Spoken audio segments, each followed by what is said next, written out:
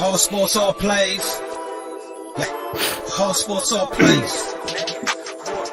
All sports, all plays. 365, we're making a place. You talking the game, get you through the days. We're high in the court, the dime in the lane. Variety, topics, living the same. All presentation, sports information. In the airways, taking the nation. All sport, all plays, like working your faces. Grace at the field, so tie the laces. All sports, all plays. Yeah.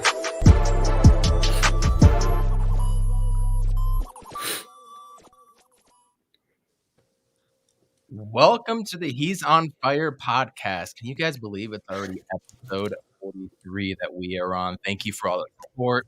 Share this video out. Go ahead and hit the like button, all that fun stuff, and you can catch us where all your audio podcasts are. We have a special guest next hour. Unfortunately, special trade deadline edition. We have talked so much about the different trade scenarios and everything, but then Flex has to hit us with that news the other night about Domantas Sabonis getting traded, and everybody freaks out. Well, here we are. We're going to talk about the different options. I'm going to go over my thoughts. The crew's going to give their thoughts as well, too, but we got to get right into the very first thing. Before I even bring on the U of A fan that's sitting right next to me over here, shout out to ASU last night for having such a tumultuous last 2 years. This was an incredible win, and I could absolutely see them building for something next year and in recruiting because of this one win alone. You beat a top 5 program. That opens a lot of doors for recruits' eyes. So shout out to them. They didn't give up. Marion Jackson, who has shot something like 17% from three-pointer, goes off for 24. Finally looks like the player we thought he would be. And they upset in triple overtime. So I wanted to give a shout out to ASU and Sun Devil basketball. You guys held it down. And here we are with the Phoenix Suns. Justin from Fanning the Flmes Podcast. Thank you so much for coming on, man. How are you doing tonight? I am doing fantastic, gentlemen. Thank you very much for having me. A pleasure. Always nice to hop on different podcasts, cover Phoenix Suns, cover whatever Valley related. Again, happy to be here and appreciate the invite. Oh, and of course, Voida right there, right off the bat. And P-Dog 006 with the bomb. Boo, U of A, hey, LOL. Hey, I don't hate it on this one. For what it's worth, that game last night, I was pulling for ASU to pull that one out, particularly after, well, with UCLA ranked where it is compared to U of A, sure. And then after everything that happened earlier in the week with UCLA and U of A, I wasn't exactly sitting there worrying about whether or not ASU was going to win or lose that game and thinking it would be beneficial for them to lose. I was actually pulling for them. So. If nothing else, it helps your guys' seating in the Pac-12 exactly when it comes down to it. And then we got the rest of the crew tonight. We've got Amit not feeling well, but he's joining us. What's going on, man? Doing good. 1-0 as a coach. 1-0 as a coach of the. Are they like a first grade team or kindergarten? It's a 5 and 6 year old team. We're trying to decide on a name. I'm trying to avoid South Bay Lakers, even though like 9 out of 10 kids are Lakers fans. Tell them to be the Clippers and see what they say. I know, that's what I'm trying to focus on. What I'm going to do is I'm going to walk in and say, somebody tell me a color and somebody tell me an animal, and that's going to be our team name. Boom. I love it. 1-0. That's always a good feeling. JJ, how you doing, dude? I'm doing all right. My internet connection is a little buggy. Sorry if I'm coming off that way. But no, I'm doing good. I went to the Nets game Monday. That was real fun. I was real up close. Yeah, like just Phoenix Suns basketball, man. Like it's been a good week and a lot to talk about. Freaking Flex. We've got a lot to talk about thanks to Flex. But, also thanks to Flex for giving us a lot to talk about. Suns fan Randy in the house. He's making his own moves on his own Stay Off the Grass podcast channel over there. What's going on, man? How you been? What's going on, man? Just feeling all right. It was a stinger against you guys, though, against ASU. It was a tough, tight one. It was good. That was one of the better basketball games I've seen in a long time. And if you had no rooting interest, I'm sure you enjoyed that. But the very first point I want to talk about, gentlemen, and Justin, I want to get your input on this as well, too. We come into the game yesterday, blow the brakes off of the Wizards, just like everybody kind of thought they would. But this is coming after a loss where Suns Twitter kind of blew up a little bit. I mean, if you're on Suns Facebook, you know that it's always going to blow up on there. People are insane, and it is a cesspool of fandom on Facebook. So it keeps it interesting. But a lot of people thought, we were kind of falling off a little bit, which was weird. Some people were level-headed, some people weren't. But I think it was Dave King, if I'm not mistaken. He came out with a stat, and I saw it earlier in the day as well. And it said, like, out of the Suns' 10 losses, 6 or 7 of those losses came at the hand of teams that shot 15 plus or made 15 plus 3-pointers. So basically, you have to be on fire. I mean, no pun intended with the podcast, to be able to beat the Phoenix Suns. That bodes well for the playoffs, right, Justin? I would certainly think so, because how many games out of a 7-game series can a team play completely out of their minds and be on fire like the Hawks were the other night, and like other teams that the Suns have played this year have been and have lost to this year have been? It's going to be, in all likelihood, less than 4 out of those 7 games. So no matter who you're facing, I like the odds that the Suns are going to have of beating anybody in the playoffs. I mean, when you have the best record in the NBA, you have it for a reason. And that's going to carry over in the playoffs as far as I'm concerned. And you catch a team that's on fire, and that happens, so be it. But the likelihood of it, like I said, I'm not losing sleep over it. Absolutely. Randy, did you catch the Hawks game? What were your initial thoughts? Were you worried about it at all? I mean, obviously we bounced back, but give us your thoughts real quick. Yeah, no, I watched it from end to end. I wasn't worried necessarily, just because I feel like we have a good enough cushion for the first seed, and that's kind of what I'm like kind of gauging or whatever, or that's the thing I want the most. But like, I feel like it was definitely some things that got shown in that game. Like, we struggle against teams that shoot the 3 really well. I mean, obviously they had, like, we lost against the Heat and they were on fire and stuff like that. So that's definitely something I'm concerned about in the sense of moving forward, and Monty and just strategizing and coaching, just trying to figure out how we're going to defend some of these players. But also the main thing that I was like is concerned about, or that worried me the most, is just national TV book. Like, whenever we start getting flowers, whenever the national, because that was the most we had been on ESPN and like whatever in a while. So it was like, it seemed like that whole day, that whole week, like during the whole kind of like maybe right around the 9-game mark, like we were starting to get a whole lot of love nationally.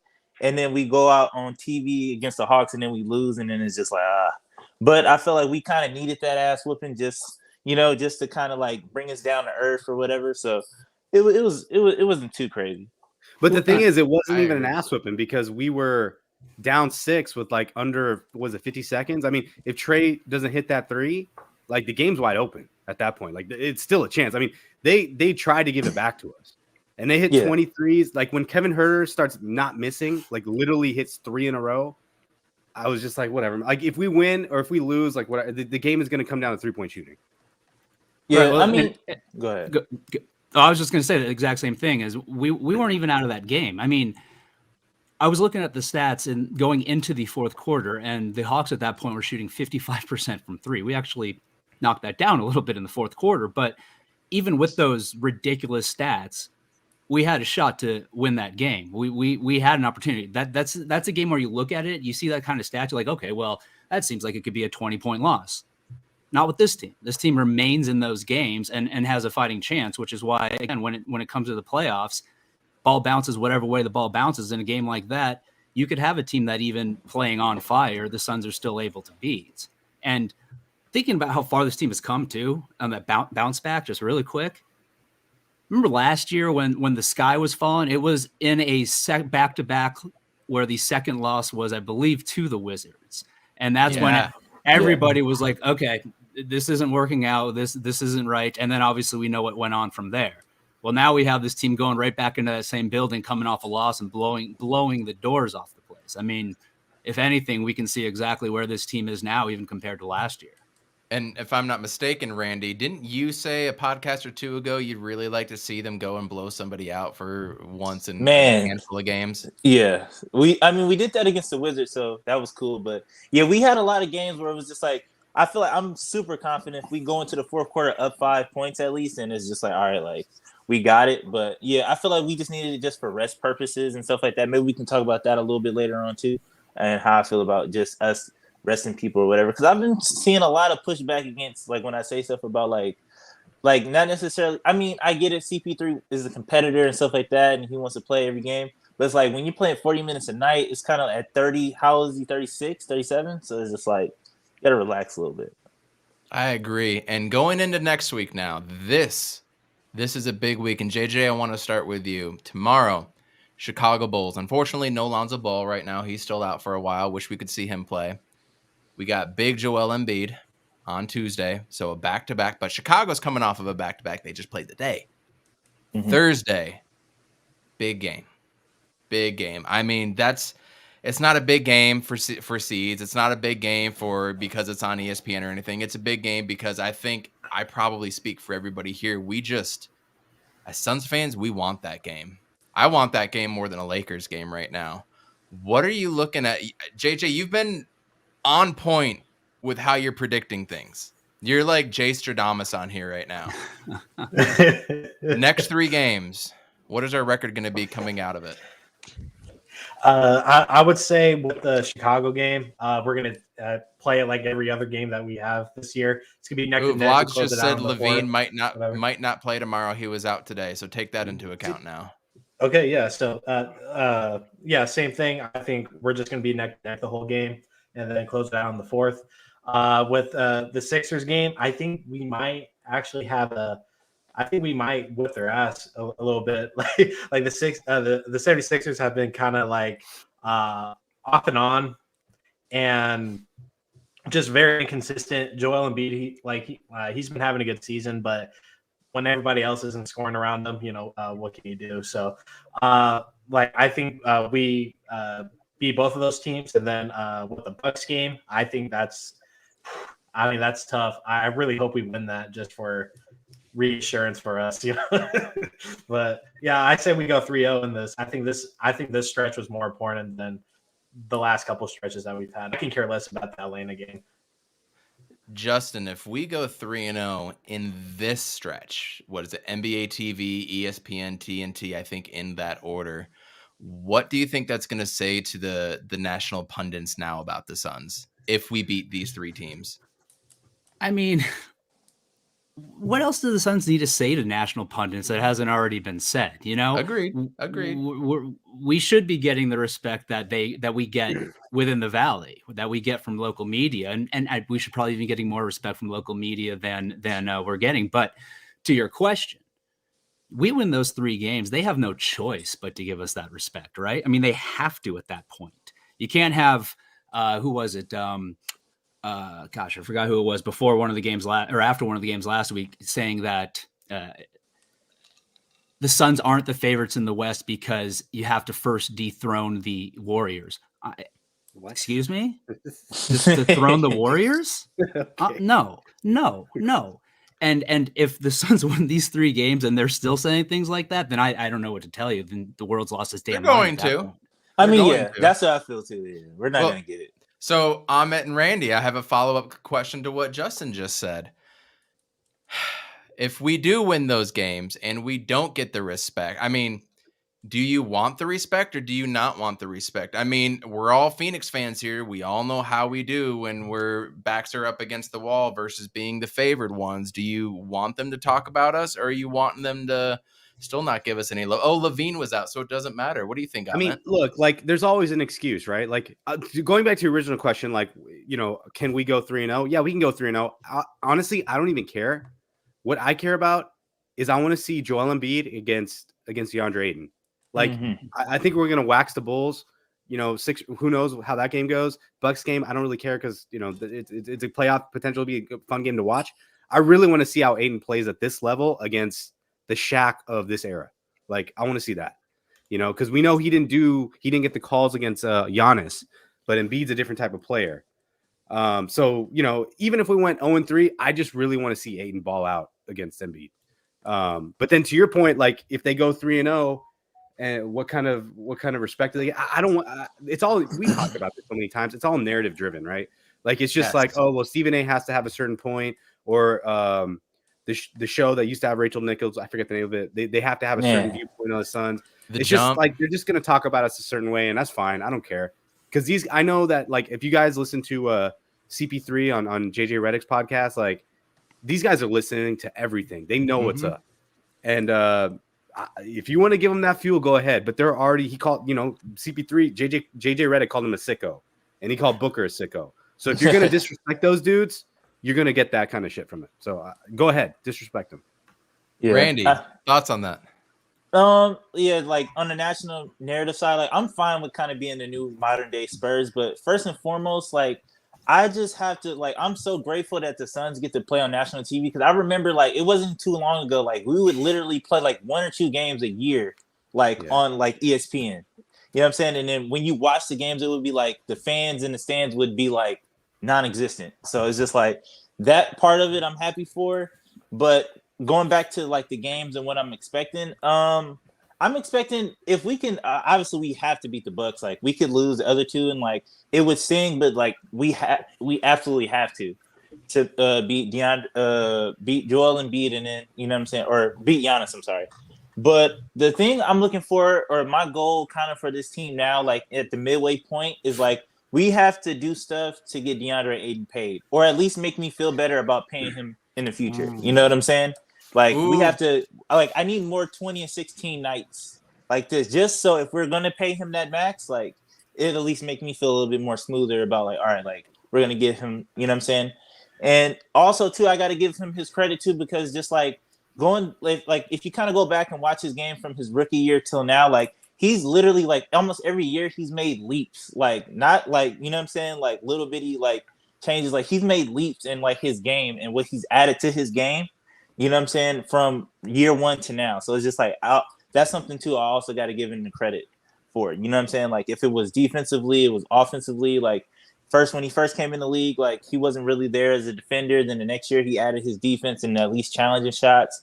Then he wasn't there like kind of as like the pick and roll kind of like, you know, option, or at least being able to pass out of it and all the stuff that he can do now. And then like, you know what I'm saying? He really kind of came in with just the midi. And then now it's just like developed into so much more. So, and he's kind of added that like almost every offseason and stuff like that too. So yeah. You're not wrong. JJ, what do you got?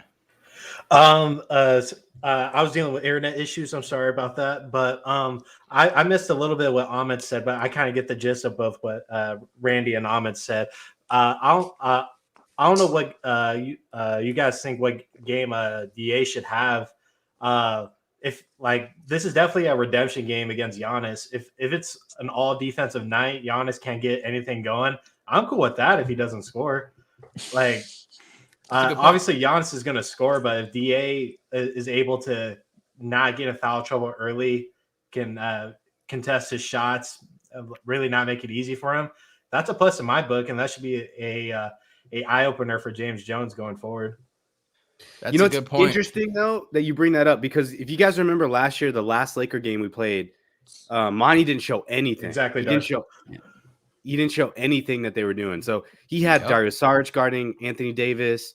I wonder, because I think, and we've talked about this, I think the mentality is now we have more bodies, big bodies that we can throw at Giannis. Do we show that in this game or do we not show it? Because I'd like to see a great point. No, right? No. I wouldn't show it. I wouldn't show it this early. Crazy.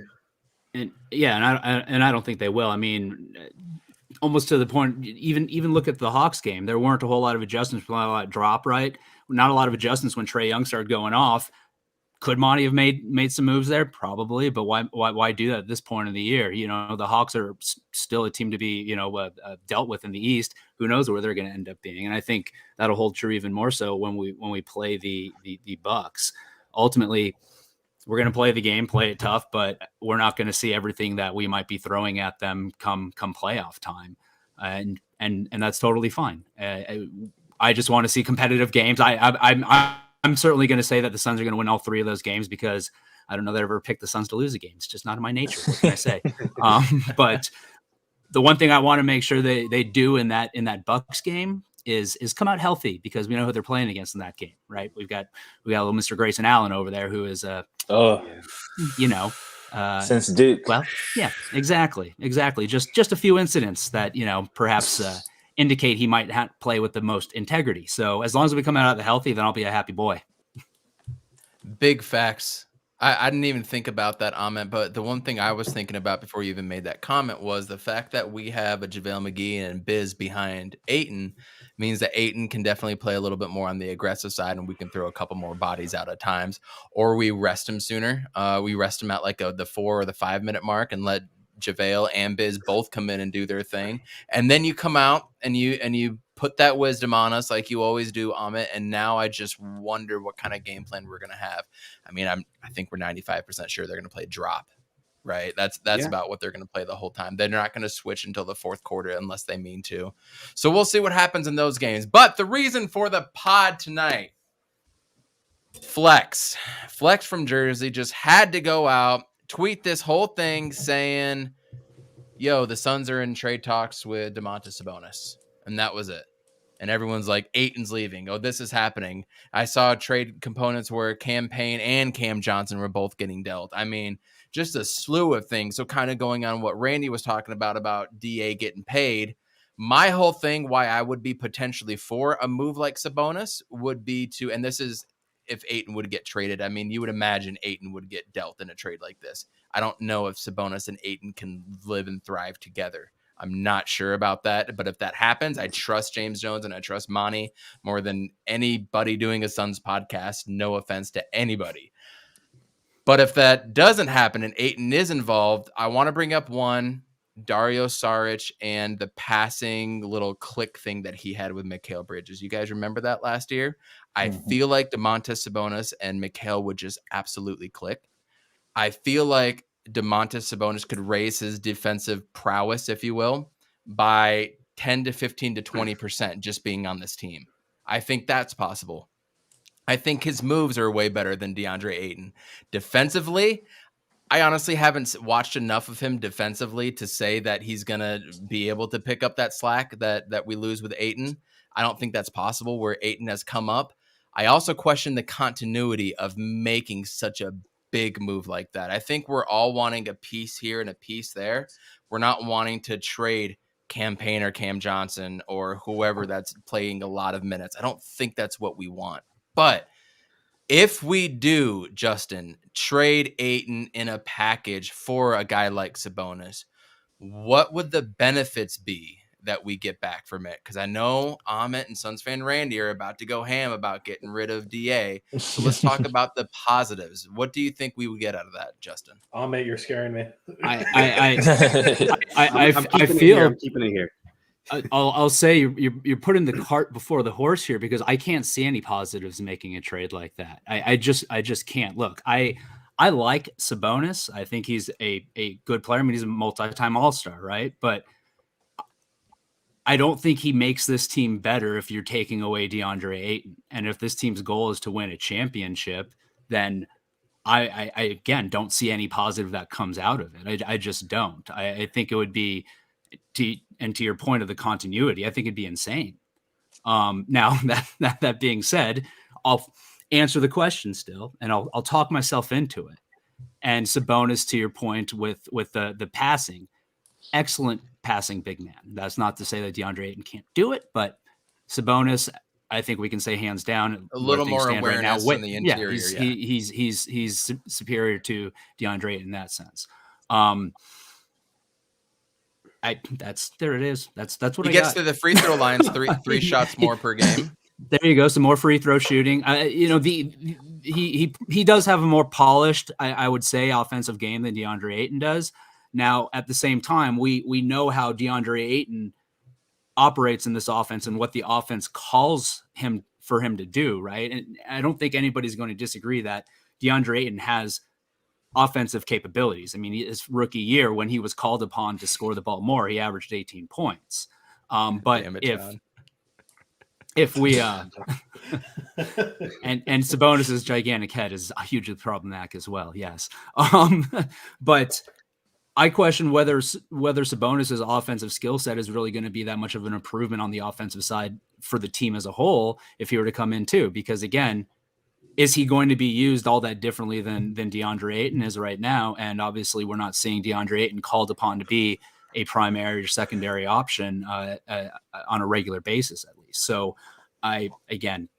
passing, maybe some more free throw attempts, a more polished offensive player. So maybe it gives some more opportunities, some more options on the offensive end.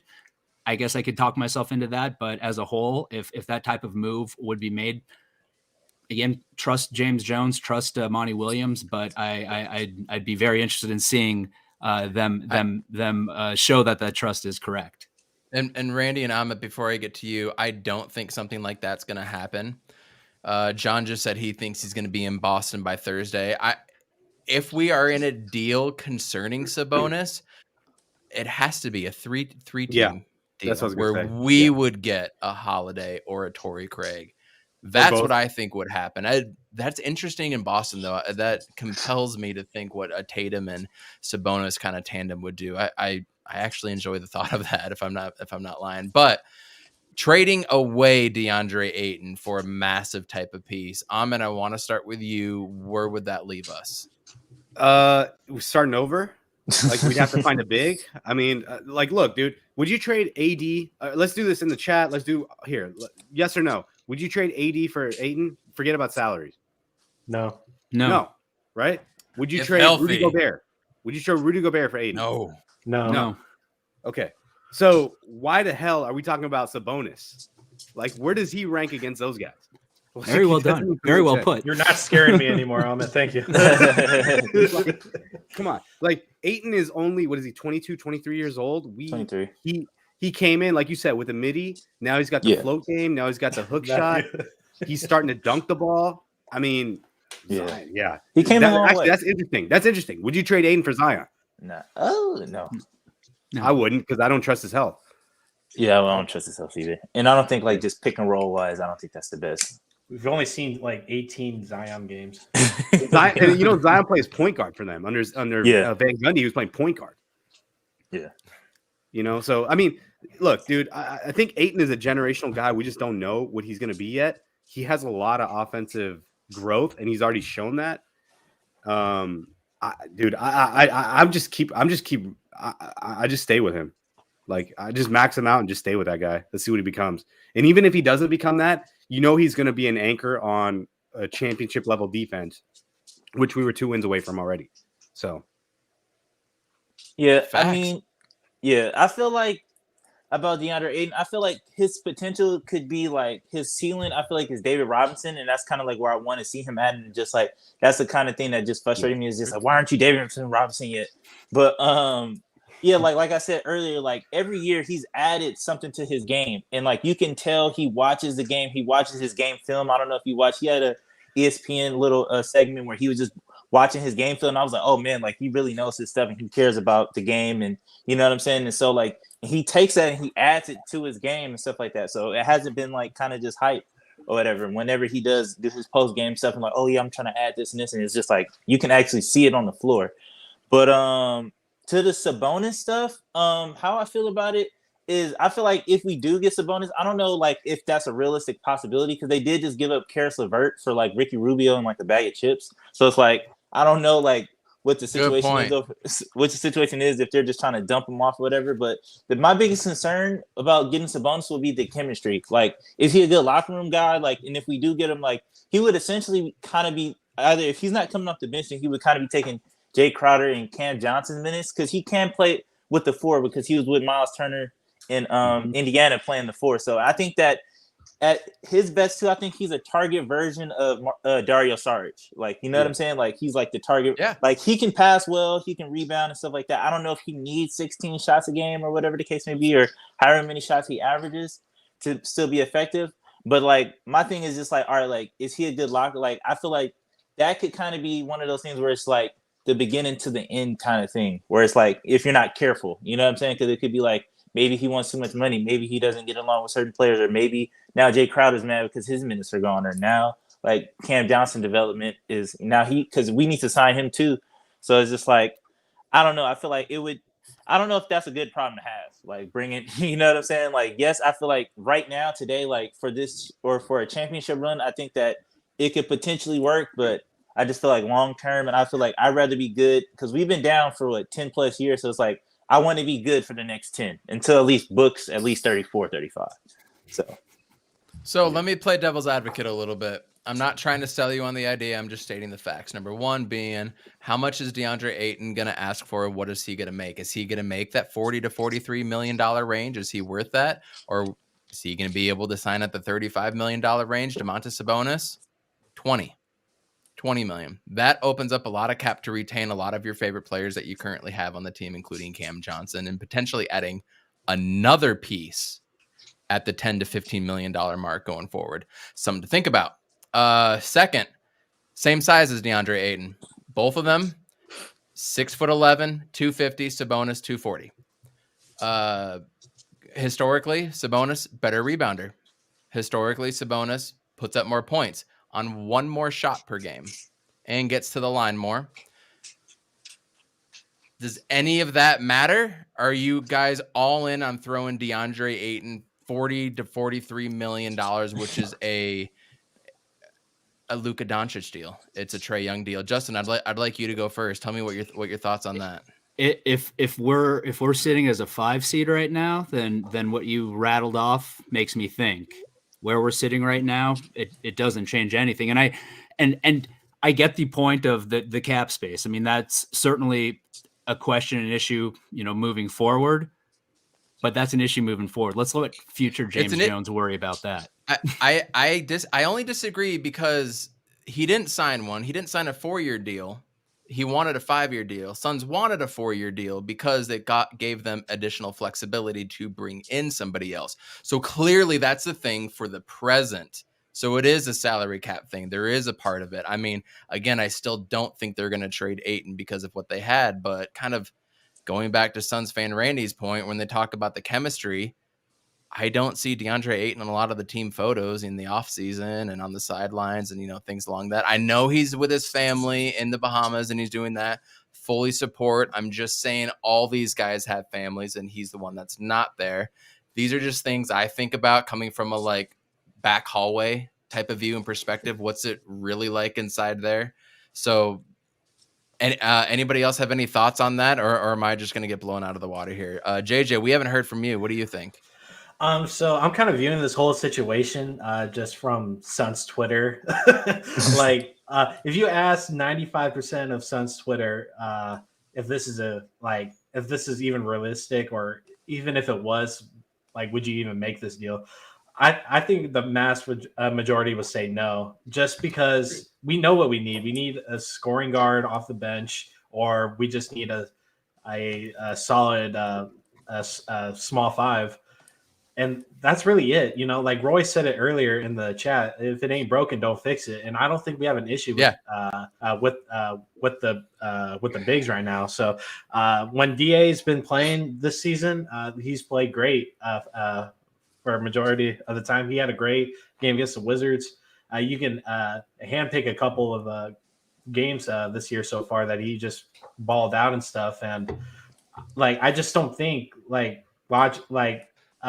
the difference between Sabonis and DA is too drastic to make that trade. I don't think James Jones would just avoid cap space like that, even though we know DA can be the better player most nights. So it's at the end of the day, it's none of our money. That's Bob Sarver's money. He went and collected. He's been collecting that check for how many years? He bought the franchise for $450 million. They're worth over $2 billion now. Mm-hmm. You have the equity. Pay the luxury tax, find a way to make it happen, get your replacement for CP3, and move on. But as far as this year is concerned, Justin, I am 100% sold that the key piece in the in the backcourt is Eric Gordon. Do you feel that way at all? Are you down with Eric Gordon to get him? Tell me your thoughts. I am highly down with Eric Gordon, and I've gone through this evolution of trade options for the Suns, even dating back to before the season started. I mean, Thad Young's name has been floated since before game 1, right? And obviously he's still being floated even to this day, especially as we, approach the trade deadline. But as we've seen this season progress, I'm less concerned about that front court depth, and to your point, more concerned about that backcourt depth, because we've got a guy in Landry Shamet who we brought in. Who? Shamet. I can never get his last name right. We've got him who we know what we expected of him, and we're not getting anywhere near what we expected of him. And you look at what Eric Gordon's doing out there, and he's doing what we would expect Shamet to do, and then some. So that seems to be the biggest void, the biggest problem that the Suns have right now at this point. So I'm all on board for a trade for Eric Gordon at this point. I think that would be fantastic, and I'm hoping that's where the Suns go. And to the point of locker room, continuity and all of that. At least here, you're not making a move for a guy who's going to be coming in like a Sabonis, who is a he's hugely paid, but he knows his role. At least we're seeing him fill a role in Houston that presumably he'd be more than happy to fill in Phoenix, chasing a championship. Exactly. And yes, Darth, he is. Yes, we tease Randy about it, just like we tease you about it on Twitter. Nobody's perfect. We understand you like the Doyers. The next name that I want to bring up, I mean, we've talked about it on this podcast. He's Eric just Gordon. another Shamit. He's literally another Shamit that can play a little more defense. He's a little bigger, a little bit more athletic, but yeah, I mean, he's not going to play make. The thing I think we all thought Shamit could do was be a little bit more of a playmaker, and we haven't seen that.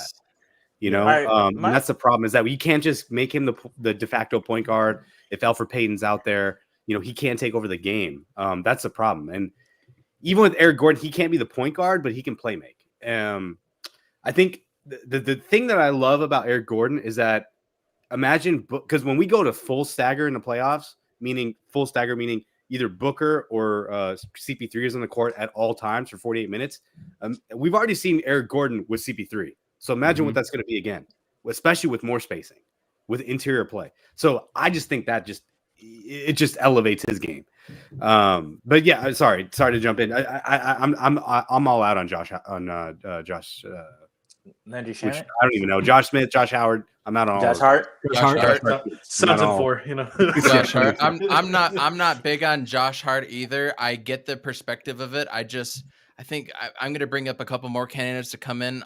But I've seen Darth put a lot of stuff out onto it, and Suns Jam Session.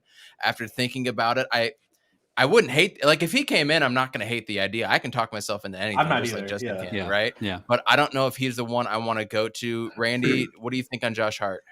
Nah, it's a nah. It's just like I like him defensively. I think that him and Mikal Bridges have a good like Villanova connection and stuff like that. But it's just it's absolute, because I feel like it's like, to me, I feel like Josh Hart is just like a Walmart version of Elfrid Payton. If you really want to be surgical, like I feel like both of the, like, Josh Hart can do a little bit more. Like, he's a little bit like, his handle is there. I don't know. He might finish around the rim a little bit better than Elfrid Payton, but it's just like I don't know. Like, for just pure defense, like, nah. Like, I don't think we need that. We have we're pretty good on defense. If we come out on the other end without anybody else in the backcourt, even through the buyout market or whatever, that is a guy that I would like to get, if nothing else, for defensive purposes. Justin, on this podcast, I think all of us would be more than happy, if we don't get Eric Gordon, to go back to Torrey Craig and try to bring in Justin Holiday as well too. If we could get those two guys coming in, I would send Shamit out. I have absolutely no problem with that. I'd drive Shamit I would drive him to the airport. I mean, I'd drive him in Indiana, actually. Like, dude, let's go.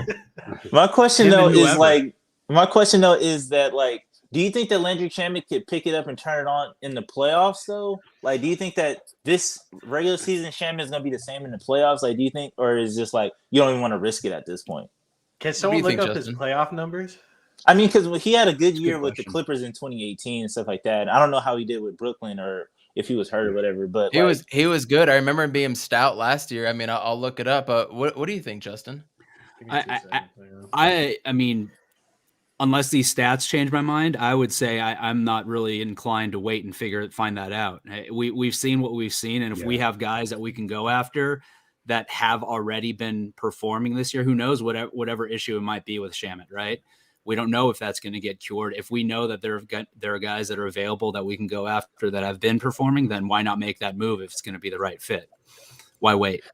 I mean, I'll say this. I think if Shamit was shooting over 40% from three, we'd have a different opinion. Oh, absolutely. And if he would have to show that sort of consistency, the problem is he's an off-ball. He's like the JJ Redick, which Voida apparently wants to bring it back for some reason. We got the younger version of that right now, and he's not doing it. He doesn't fit the off. We don't have that off-ball movement that that the teams play with. It's kind of a corner angle three. Like it's not. You're only going to get threes from certain positions with the way we run our offense, and Shamet just doesn't seem to fit with that right now. And I don't know if he's thinking about it too much or whatever, but it's definitely mental. It's definitely because my thing is with him is just make the open ones, just the open threes, because he gets a lot of open threes and stuff like that, and he just can't knock them down. So I'm like, at this point, I'm like, it's mental with you. It's like you've missed so many. So it's just like because I just feel like if he were able to come back next year, he would be shooting 42% for the year. I mean, you guys can quote me like that because the history of what he has done, it shows that this is the outlier season. But at the same time, like, we're in win now mode. Like now, like this season, you have to perform this season. We can't wait for you, dude. We just can't. So, I mean, he was a 45% shooter 4 years ago, 40% that he hasn't been 40% since in the last 3 seasons. And being with Monty, it's like how he said is his stepson. He could marry your daughter or whatever he said. I just kind of feel like, is that more pressure added onto him? I don't know. The more I think I know, the more I know I don't know. But Justin Holiday, that is a great point. I'm going to try to find you in the comments real quick. Roy, only problem with Justin Holiday, he isn't vaccinated. It could create drama in the locker room. The only problem. I didn't know about that. Yeah, it makes me rethink a little bit just this season. Justin, does that change your mind on that at all? I mean, I think it has to, right? If it's in, we say this not knowing what everybody's mindset is within that locker room, because obviously everything that's been reported and as far as we know, everybody's vaccinated, but who knows as far as the whole, maybe Kyrie's a little, the Kyrie mindset, if that's something the guys are like, well, if that's up to them, that's up to them. If that's okay with everybody in the locker room, maybe it's not an issue. We don't know that, but it does, from the outside perspective, create some pause, because I could definitely see how that would be divisive within the group, and that's the last thing that you need on a team that's chasing a championship. Absolutely. That makes me wonder: are his brothers vaccinated? Do you think? Yeah, Holiday and Drew is. Drew is okay. Yeah, that's interesting. But yeah, he had to do the Olympics and do all that stuff. So you're right. Yeah. Then we played the other brother yesterday, right? Yeah. Yeah, so all former UCLA dudes. Yep. Yeah. Next one. This is an interesting name that has popped up here and has popped up there, and I'm trying to look up what his salary is right now, and then I will let you know. That is a lot, but he's on a 1-year deal. Justin, Gary Harris. That's an interesting one. Yeah, that's a name that I haven't really. Harris. Yeah, it popped up in the chat a little bit earlier. I didn't want to add it on the thumbnail or anything, but I've seen it quite a few times. What's he making? He's making 20.4 mil, big number, but we can easily match that with a Sticks and Dario and I don't know, Nader or something like that, right? Shamet, yeah, and only for Shamet, only for 1 year though. He's 1 year. He's a free agent next year. Honestly, I haven't seen much of him this year, but from what I've seen of Gary Harris in the past, I certainly wouldn't be opposed to that, especially if it's a move like we're imagining a move is that doesn't necessarily take away any primary piece of our rotation, at least one that's not expendable. I certainly wouldn't object to that. He wouldn't be my first choice again, but I think he would be a viable option. I again wouldn't have an issue with it. I would personally take Eric Gordon for what he brings versus Gary Harris. Gary Harris is shooting 38.5% from 3, 6'4", same size as Shamet, a little bit bigger of a build. Outside of that, 2 rebounds a game, 2 assists, like less than half a block, less than a steal. He doesn't add a whole lot. Only turns it over 1.1 time. Randy. I was going to say, I will take his teammate. Not necessarily, maybe you can look up and see how much he's making. Terrence Ross. I would take him. I feel like that's a perfect fit. Like that's a name that's going around a lot. Guy, like, all right, I know that he's going to shoot it, and he kind of plays the same way kind of Landry Shamet does, and he'll actually make the shots. And he always torches us. He was on my radar last year. I've been wanting him for a long time. The only problem that I had with building it was he was 31 years old. He's only making 12.5 mil. He is a big target from the Lakers right now. If you guys listen to like Zach Lowe's podcast or a couple other big ones, he's been on the Lakers target for a while. Terrence Ross, that's a good one. Amit, Terrence Ross, Gary Harris. What do you think? I wouldn't take a single Nuggets player.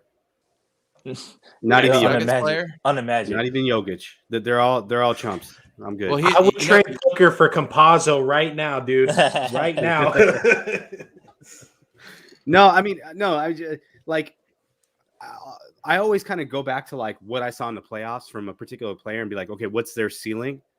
And like he didn't move the needle at all for them in the playoffs. He got traded last year, remember, to Orlando in the trade deadline? Sorry. Yeah. But even before that, he got traded for Aaron Gordon. Okay, so I remember, and that's why I didn't see him in the bubble, or in the playoffs. So, no, but when he was in the bubble, like he didn't move the needle at all. Like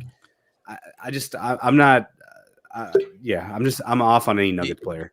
He D'd up Booker a couple times early in the season last year. He did, if nothing else. Justin, what do you think of Terrence Ross?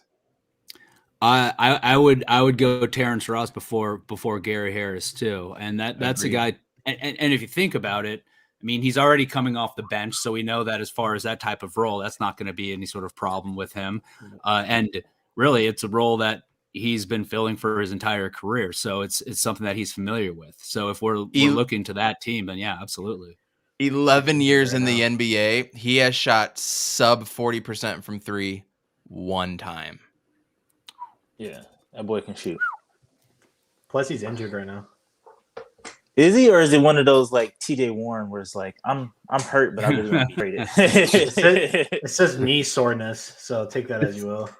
Yes. I don't want to play here anymore. Roy's finally getting the Dwayne Bacon to the Suns thing going. Roy's been pushing that for a while, man. He always has Dwayne Bacon. Even last year. Yeah, isn't he overseas now? He's somewhere. He's not in the league. Nah, he's not in the league anymore. Okay. He's definitely not in the league. Couple other targets kind of floating around. Talked about Sabonis, talked about Eric Gordon, Josh Hart, Torrey Craig, Aaron Holiday, or Justin Holiday, excuse me. But one that I would potentially like to see off of the buyout market. This is strictly buyout. I would love to see the return of Goran Dragic. They're talking about him being bought out. He doesn't have any type of role in Toronto. If we don't get Holiday, if we don't get Gary Harris, Eric Gordon, does Dragic move the needle for you, Justin? Absolutely. I mean, I don't even have to look and see what he's done at any point in the past like 5 years, and you could I'll say bring Goran home.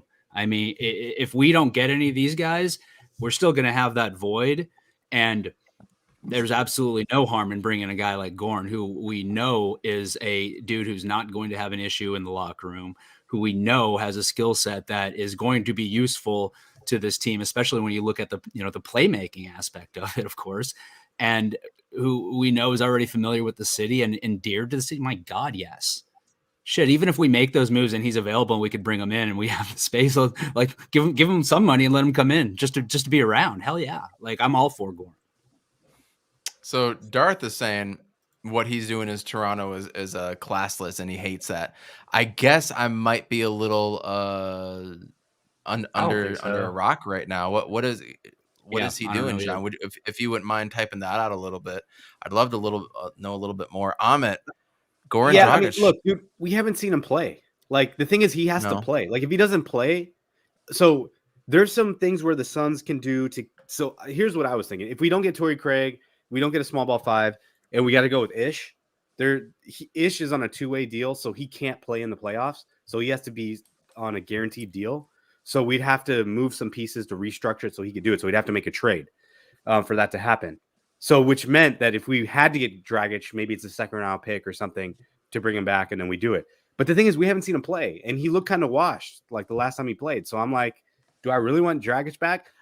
To me, it feels like if we could just get him for nothing and just stash him at the end of the bench, and then, okay, maybe he shows us something. If he doesn't, then he doesn't play, right?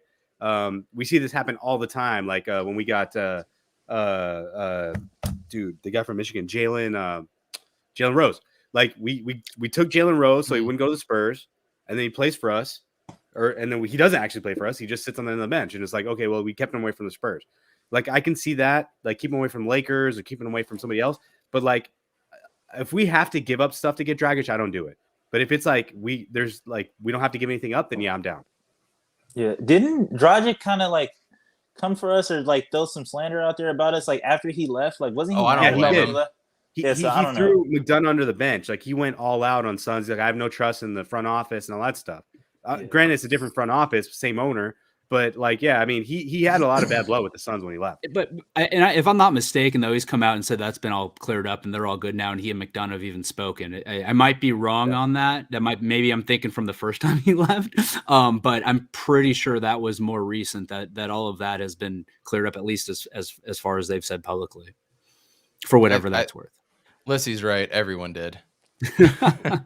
Everyone did. Which kind of I want to bring up real quick. I think it's funny that ever since Eric Bledsoe said, I don't want to be here, every other team has said to him, I don't want you to be here. And he's been traded I don't know how many times, by the way. So careful what you ask for. Careful Eric Bledsoe, I hope things work out for you. I do, because I thought you were a phenomenal player and I chose you over Goran Dragic. You know, like we're playing a bachelor game right now, but I thought he was going to be the better player and I hope things turn out. But what a whirlwind for you, man. What a whirlwind. Randy, are there any other trade targets, any other guys we should talk about? I think Kenrick Williams came up as well, too. Roy just asked about Gary Trent Jr. I highly doubt that one would be possible. I would love that. Any other names that you're thinking? You're not on Twitter, so shoot. What do you know? I got the Twitter now. I got it up. Congratulations. Off my drop your @ in the chat so everybody knows. All right, got you. But here's Lou Williams. Here's another one. But I feel like just trade wise, I feel like if I don't know, like I'm kind of a little, maybe I'm a little crazy, or maybe I'm a little ahead of the curve. But I feel like if I was going to trade, I would trade kind of for like a younger guy that's kind of like that's already ready to play, like somebody that I've been looking at a lot, and I just like maybe it's just because I'm like we need a guard bad, so I'm just looking at guards, but.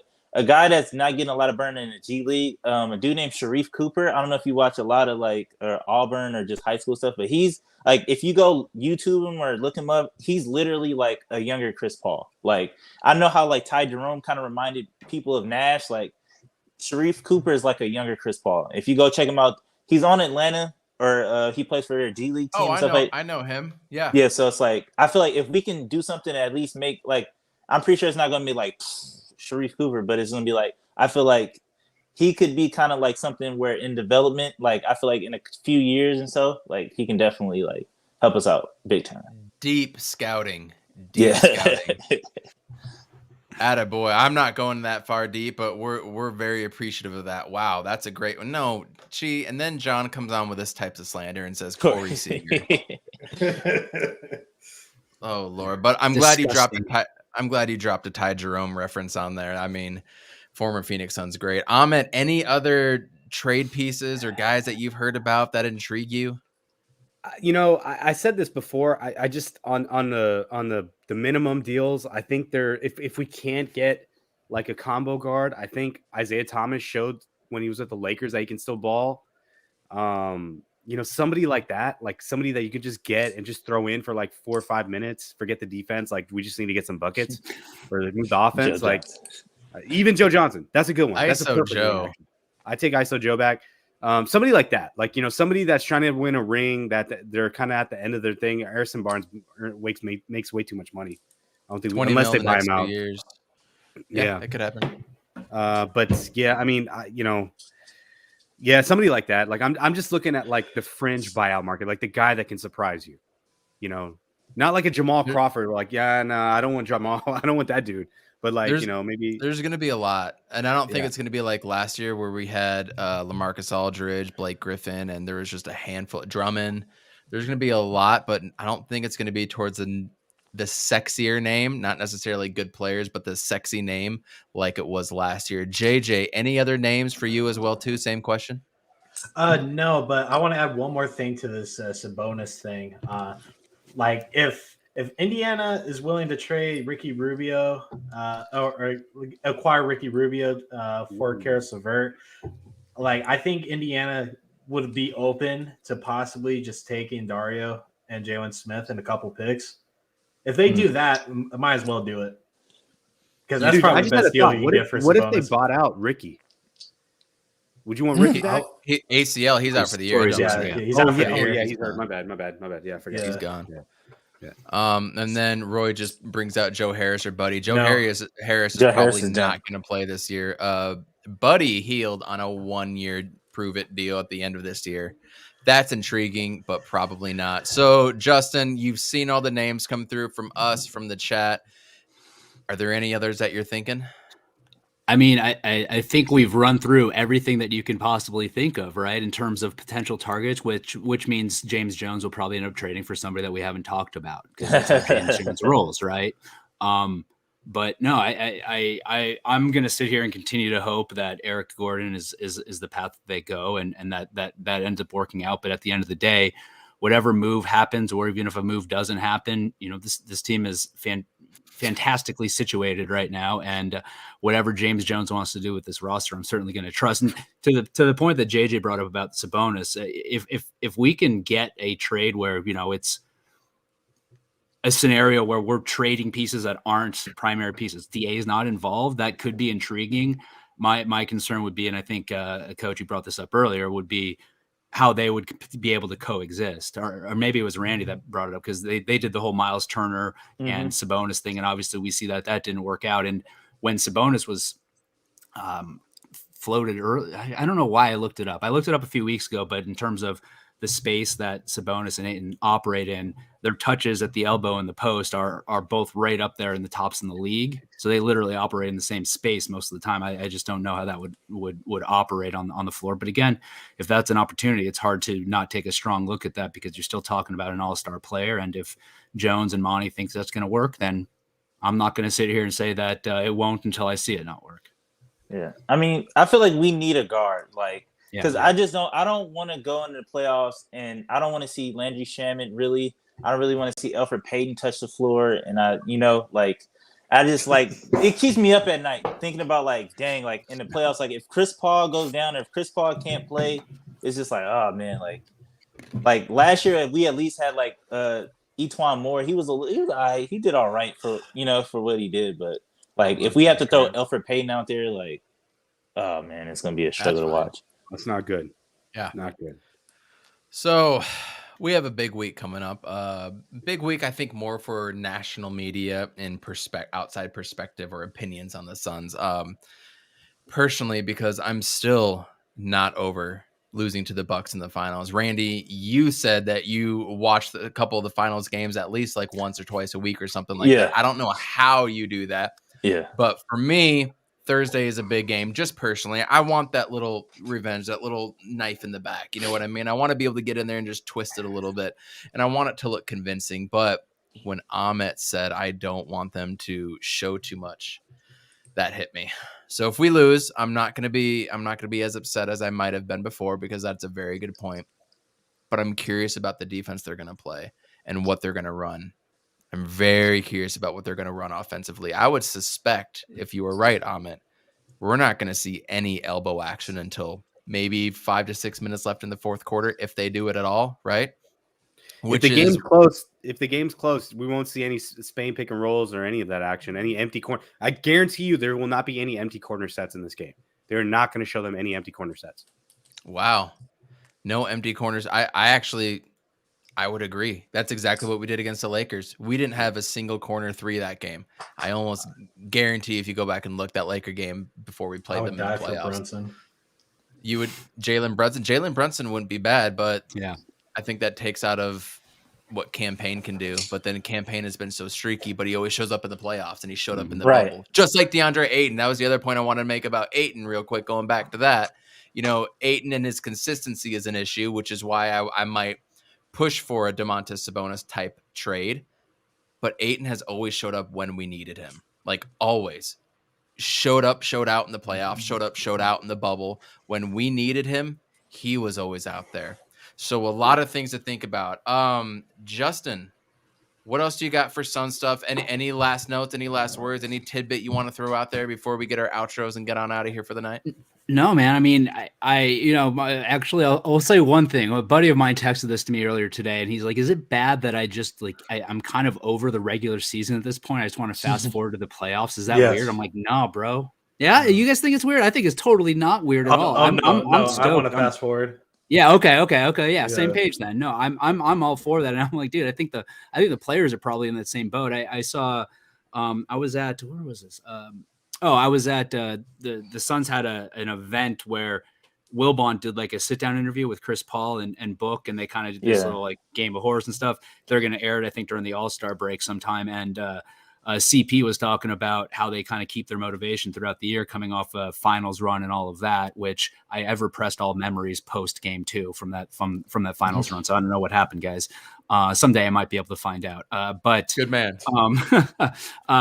He talked about how they set these little goals for themselves throughout the year to kind of continue to maintain their focus and continue to play through all this, even though they could have that lull coming off of that last season.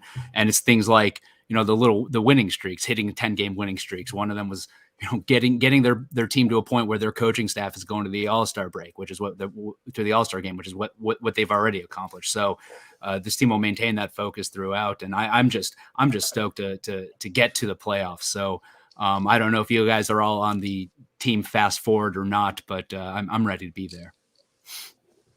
Yeah. You look like you had something you wanted to say. Oh, no, I mean, look, that Wizards game, like they could have not scored in the fourth quarter and they still would have won that game. They only scored 10 points, but they still could have won that game without even scoring a single point in the fourth quarter. I mean, that tells you how locked in this team is.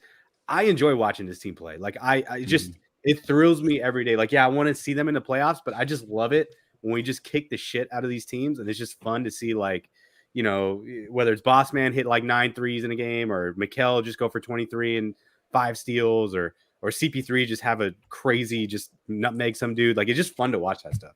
That's why, I mean, that's, I just love it. What do you think, Randy?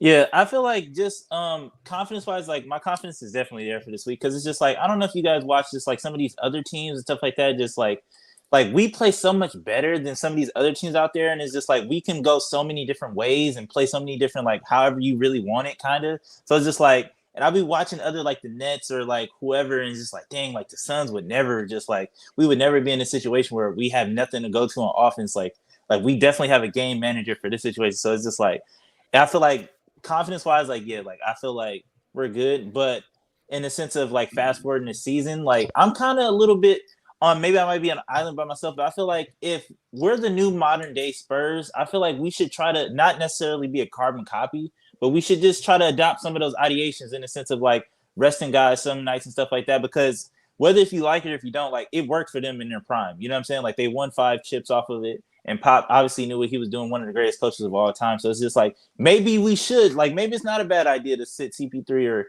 what I'm saying, just, or like schedule some losses maybe in the second half of the season. But I don't know. I feel like whenever I say that, people are like, oh no, Chris Paul's too competitive and da-da-da. So it's just like, all right, and I get it. That's what I was just going to say. I'm like, you want to be the guy who tells CP3 he's not going to play one night? I'm sure Monty would be like, hey, have at it, bro. Maybe they can do it like when Mikal did that one time where he just checked in the game and then like fouled him and got back out. Forced it to happen. Yeah. So the Suns play tomorrow night. The 76ers and Bulls both played each other. And if you're curious of how it went, DeMar DeRozan had just a minuscule 45 points, 9 boards, 7 assists, while Joel Embiid had 40 and 10. 76ers did win tonight. Bulls are going to be on a back-to-back tomorrow. So it's hard to – I hate back-to-backs. I don't even think they should count in real records because you're never going to see that in the playoffs.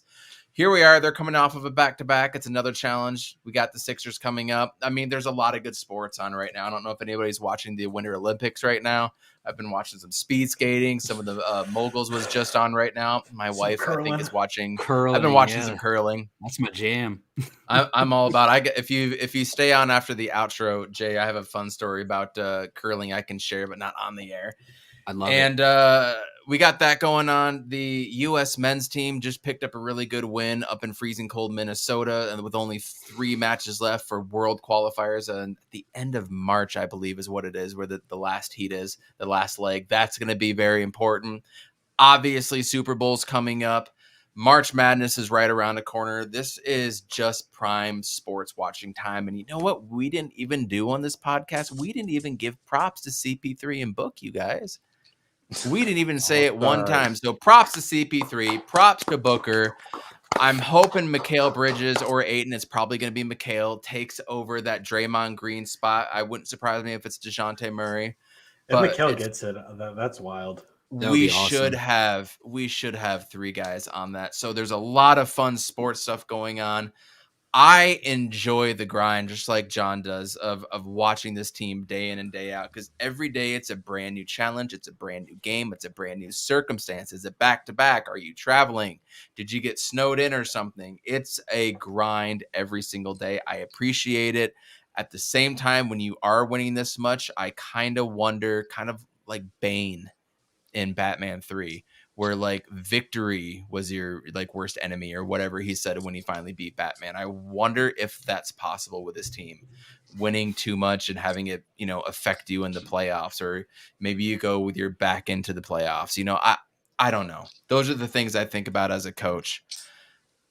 But I really appreciate you coming on, Justin. Tell everybody where they can find you on Twitter and find your work and all that fun stuff. For sure. I appreciate you guys having me. I'm on Twitter at SoSaysJay, and our pod is at Fan the Flames NBA. My podcast partner, Paul, is at Dervish of Whirl, and Dan is no longer on Twitter because, whole different story. But someday we'll force him to come back on, and when he does, then I'll throw it out there next time I'm with you guys. Sounds and of like course, you can find our pod on the Bright Side of the Sun podcast network, brightsideofthesun.com. Dave King would probably kill me if I didn't mention that. There you go. Boom. Got everything in there. And everybody in the chat, thank you so much for coming in. I love having such a lively chat and the interaction. We saw Matthew Lissy and John Voida in here from Suns Jam Session. Check them out as well, too.